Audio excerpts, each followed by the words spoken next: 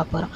கோவக்காய்னாலே எல்லாருக்கும் அவ்வளவா பிடிக்காது. பட் கோவக்காய்னால நிறைய பெனிஃபிட்ஸ் இருக்குது. நீங்கள் டெய்லி ஒரு 100 கிராம் கோவக்காய் எடுத்துக்கிட்டால் ஹைப்பர் டென்ஷன், ஒபிசிட்டி, டயபிட்டிஸ் எதுவுமே வராதுன்னு சொல்லி ப்ரூவ் பண்ணியிருக்காங்க. அதுவும் இந்த மாதிரி கிரேவி செஞ்சு கொடுத்தா குழந்தைங்க கூட பிடிச்சி நல்லா சாப்பிடுவாங்க. அதுக்கு ஃபஸ்ட்டு கோவக்காயை நல்லா சின்ன சின்னதாக கட் பண்ணி நல்லா ஆயிலில் உப்பு போட்டு கொஞ்சம் நேரம் ஃப்ரை பண்ணி எடுத்துக்கோங்க. அதை எடுத்து தனியாக வச்சுக்கோங்க. அப்புறம் அதே பேனில் கொஞ்சம் ஆயில் விட்டு கடுகு, உளுந்த பருப்பு, கொஞ்சம் கருவேப்பிலை போட்டு தாளிச்சிட்டு கொஞ்சம் சின்ன வெங்காயம், அதுக்கப்புறம் கொஞ்சம் நறுக்கின தக்காளி போட்டு கிளறி விடுங்க. அப்புறம் கொஞ்சம் கல்லுப்பு போட்டு நல்லா மிக்ஸ் பண்ணி விடுங்க. அதுக்கப்புறம் நம்ம ஸ்பைசஸுக்கு கொஞ்சம் சில்லி பவுடர், கொஞ்சம் டர்மரிக், அப்புறம் கொஞ்சம் தனியாத்தூள், அப்புறம் கொஞ்சம் வாட்டர் போட்டு நல்லா அதை கொதிக்க விடுங்க.